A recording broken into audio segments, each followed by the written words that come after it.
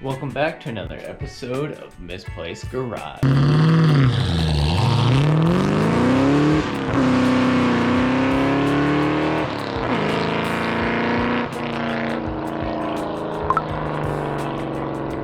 So I've got both the 94 Cobra and the Triumph in my backyard currently.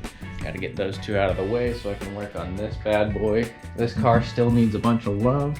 The engine is pretty solid for the most part since I rebuilt it with new heads, well, new used heads.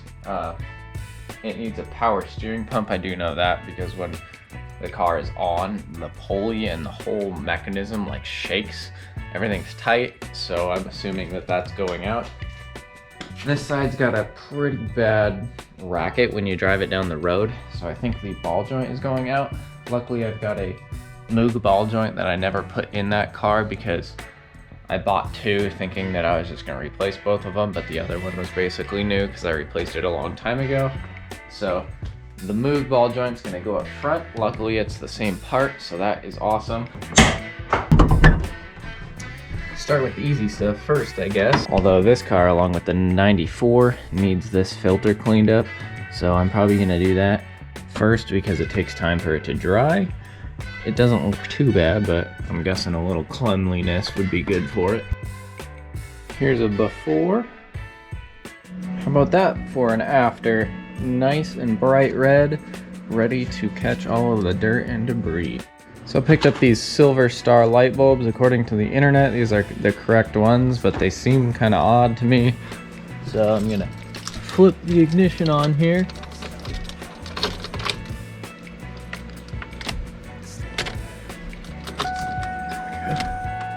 See which one works. That one's working. The other one doesn't work, and the beeping is way quicker, so. The headlights on these cars are so easy to remove. Compared to the 94, these things are a breeze. Literally take two little plugs out, and then the whole headlight is free. I think that is kind of insane. Ooh, it might just be unplugged. Is that the problem? And of course it works now. Check this out. See it flash up there? I think I'm gonna replace them anyways just because they have the bulb, and these are pretty old bulbs, so I'll replace them since I have them. There we go. One out. Let's throw the new one in. These have a like a reflective finish. It's kind of interesting.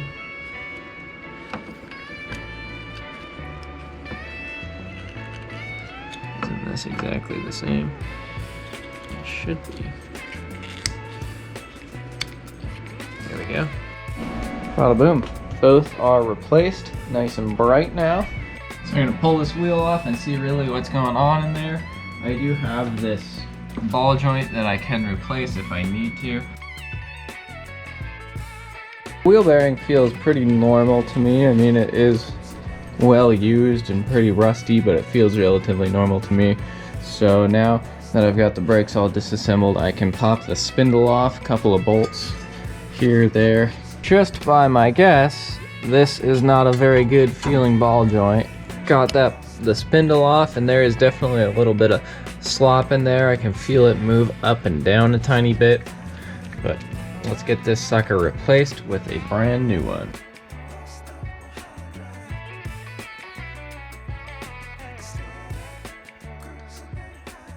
I did end up cutting the threads off of that bad boy just because it'll make it easier to press out.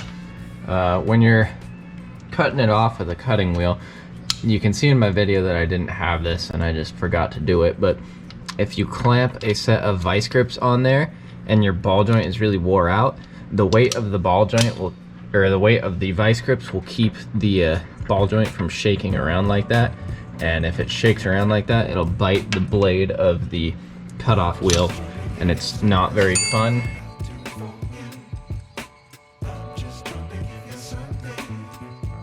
There we go, new ball joint is in place. This one's a lot heavier duty, feels a lot more sturdy than this old one.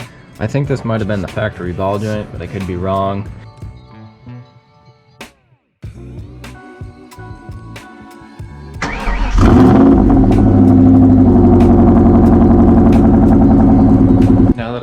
done with a lot of the stuff on this car.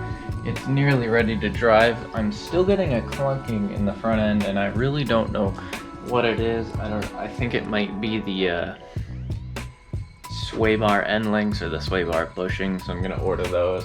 They're pretty cheap and good insurance just to do them and get them out of the way. But this car is going pretty well. I'm still a little weary about it because I did just rebuild it. It started every time, but it does some weird stuff. It does have 180,000 miles on it. So I'm gonna drive it some small distances and slowly work my way into driving it farther and farther just to make sure it's good and reliable. This is an aluminum block, and sometimes there's condensation, especially when it freezes outside, but that time that I started it and ran it, it doesn't have any milky film under there. I will say it had milky film. I'm 95% sure because of the condensation inside the engine, and it just needs to be ran for a while to burn off all that condensation, but it seems like I have run it enough now to where that's not an issue. There's obviously no coolant and oil mixing, otherwise I would see milkiness in this overflow container, and I'd also see milkiness in that the oil dipstick, so that's all good. Next up on the project list is going to be figuring out what to do with these tires and wheels. So I want you guys to comment down below what you think I should do, but these are true authentic 2000 Cobra R wheels, and I think they look fantastic, but they are destroyed. I don't know if somebody knows who the owner of this car was long ago. It is a Washington car, but somebody used these things as curb finders and just destroyed them. Look at that. Look at that. What? How? Why? So I contacted a repair company for the wheels, and they said they can repair them.